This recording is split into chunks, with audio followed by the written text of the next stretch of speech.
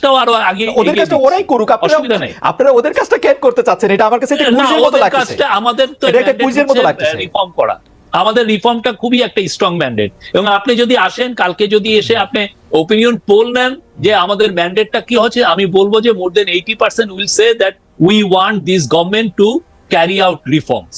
আমি আপনাকে বলতে পারি, আপনি তো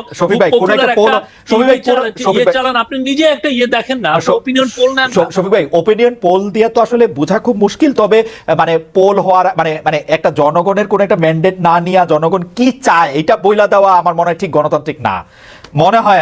আমার মনে হয় যে এই গণ অভ্যুত্থানের চেয়ে বড় ম্যান্ডেট পৃথিবীতে নাই। সেই গণ অভ্যুত্থান আপনি বেয়াদবি নিয়ে না, কিন্তু এটা তো অতি সরলীকরণ করেছে। অভ্যুত্থানটা ছিল হচ্ছে শেখ হাসিনার বিপক্ষে, আর কোনো কিছু একটা ভালো নির্বাচনের পক্ষে, একটা ভালো নির্বাচনের পক্ষে না। অভ্যুত্থান শেখ হাসিনা রাষ্ট্র মেরামতের পক্ষে। কোন জায়গায় দেখছেন যে আমি অভ্যুত্থান করেছি, আমার 3 মাসের মধ্যে ইলেকশন দেন? কোথায় লেখা আছে? আপনি দেখেন ওয়ালগুলোই, আপনি ওয়াল গ্রাফিতি গুলো, আপনার তো এখানে অনেক করেসপন্ডেন্ট আছে, আপনি পাঠান না। আমি তো এরকমও কোথাও দেখি নাই যে আমি আইসা রাষ্ট্র মেরামত করব, সংস্কার করব, এটাও আমি দেখি নাই। আমি দেখছি আমি শেখ হাসিনাকে ক্ষমতা থেকে যাইতে হবে, একটা ভালো নির্বাচন পাইতে হবে, কারণ 15 বছর আমরা কোনো নির্বাচন পাই নাই। আমি একটা গণতান্ত্রিক সরকার, একটা ভালো নির্বাচন দেখতে চাইছি, এইটা আমি মনে করছি। হাওয়েভার এইটা পুরাটাও, আমি আপনার সাথে যে তর্কটা করলাম, এটা পুরাটাও আমার মতামত না, প্রশ্নটা আপনাকে করে রাখলাম আর কি।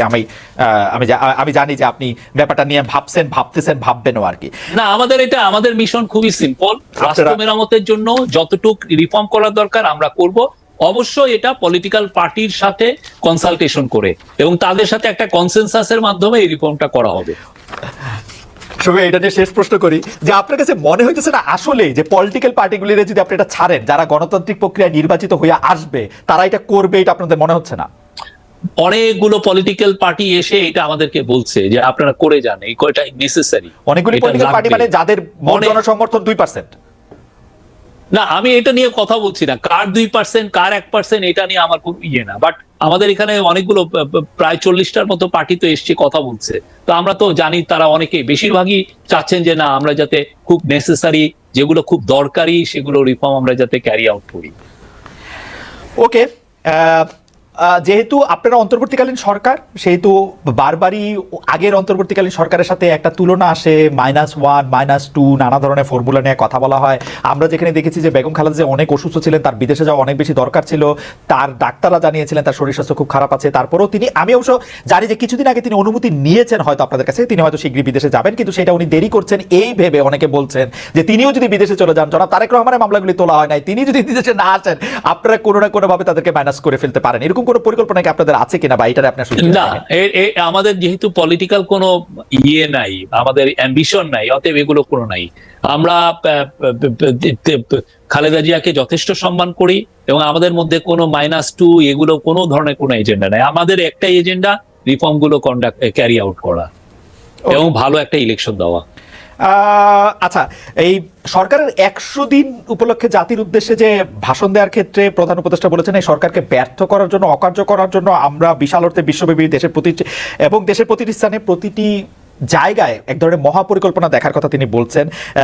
বলা হচ্ছে একটা বড় প্রচেষ্টা হচ্ছে বিভেদ সৃষ্টি করা, কিন্তু আমরা কিন্তু দেখতে পাচ্ছি বৈষম্য বিরোধী ছাত্র আন্দোলনের সঙ্গে এই অন্তর্বর্তীকালীন সরকারের একটা দূরত্ব কি সৃষ্টি হচ্ছে। কেউ কেউ বলছেন এই সরকার কি করছেন আমরা দেখতে পাচ্ছি না, উপদেষ্টা হিসেবে কাদের নিয়োগ দিচ্ছেন আমরা দেখতে পাচ্ছি না। কেউ কেউ এইটাও বলছেন যে ছাত্র আন্দোলন থেকে যে উপদেষ্টারা এসছেন তাদের সঙ্গে অন্য উপদেষ্টাদের এক ধরনের এবং দেহ সৃষ্টি হয়েছে। আপনি এই ভিন্নতাগুলির ক্ষেত্রে আপনি আসলে কি মনে করেন? এর জন্য আওয়ামী লীগের ষড়যন্ত্র কিভাবে কাজ করছে সেটি কেমনে মনে করেন? আমি মনে করি যে আমি তো 14টা ক্যাবিনেট মিটিং এ ছিলাম, আমি তো দেখেছি যে তারা খুবই একটা ভালো টিম। আমি তো কোনো কারোর মধ্যে বৈরিতা বা কেউ দূরত্ব তৈরি হয়েছে কারোর মধ্যে, এটা আমার কাছে হয় না। আমি মোটামুটি প্রত্যেকটা মিটিং এই থাকি, দেখি, তো খুবই দে আর এ ভেরি গুড টিম। আর সত্যিকার অর্থে কিছু কিছু ক্রিটিসিজম খুবই হেলদি। আমরা চাই যে সমস্ত বাংলাদেশের যারা আমাদের যদি দুর্বলতা থাকে, আমরা যদি মিস্টেক করি, সেটা বৈষম্য বিরোধী ছাত্ররাই হোক আর পলিটিক্যাল পার্টি হোক, তারা আমাদেরকে ক্রিটিসাইজ করুক, তাহলে আমরা বুঝবো যে আমরা ঠিক করছি নাকি বেঠিক করছি।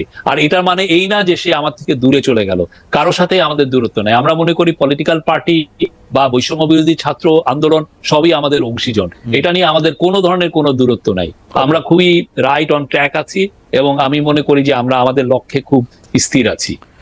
আর আওয়ামী লীগের কথা আপনি কি বলবো, ওরা তো দেখছেন যে ওরা কি ধরনের প্রপাগান্ডা চালাচ্ছে। আমরা বলেছি যে 44 জন পুলিশ মারা গেছে, সেখানে ওরা মিথ্যাচার করছে যে 3000 পুলিশ মারা গেছে। এই 3000 পুলিশ মারা যাওয়াকে কেন্দ্র এটাকে জাস্টিফাই, এটা দিয়ে এই জন্য বলছে, তারা জাস্টিফাই করতে চাচ্ছে এই বাচ্চা 8 বছর 4 বছর 12 বছরের ছেলেদেরকে যে ওরা নির্মম ভাবে হত্যা করলো, সেটাকে তারা জাস্টিফাই করার চেষ্টা করছে। আমরা যারা পুলিশ মারা গেছে তাদের লিস্ট দিয়ে দিয়েছি। আপনারা যদি আরো কাউকে পান আমাদেরকে এনে দেখান যে ইনি মারা গেছে, ইনি ভয়ে কথা বলছেন না, নিয়ে আসেন, আমরা বলছি তো। আচ্ছা, হ্যাঁ, কিন্তু এই লোকগুলোকে আপনারা ভয়াবহ রকমের এই যে মিথ্যাচার এইটার জন্য করার জন্য তারা মিলিয়নস ডলার ছাড়ছে এবং তাদের মিথ্যাচার এখন দেখা যাচ্ছে যে ইউএস পলিটিক্স এর মধ্যে দিয়েও এখানে হাজির হচ্ছে। শফিক ভাই, আপনিও ভালো করে জানেন যে মিথ্যাচারের তো আসলে মানে এটা তো কোনো জীবনকাল নাই, এটা তো শেষ হয়ে যাবে, ফরমালি দিয়েও বাঁচা যাবে না। মিথ্যা নিয়ে আপনারা এত উদ্বিগ্ন থাকেন না, আমি বরং আপনার বক্তব্য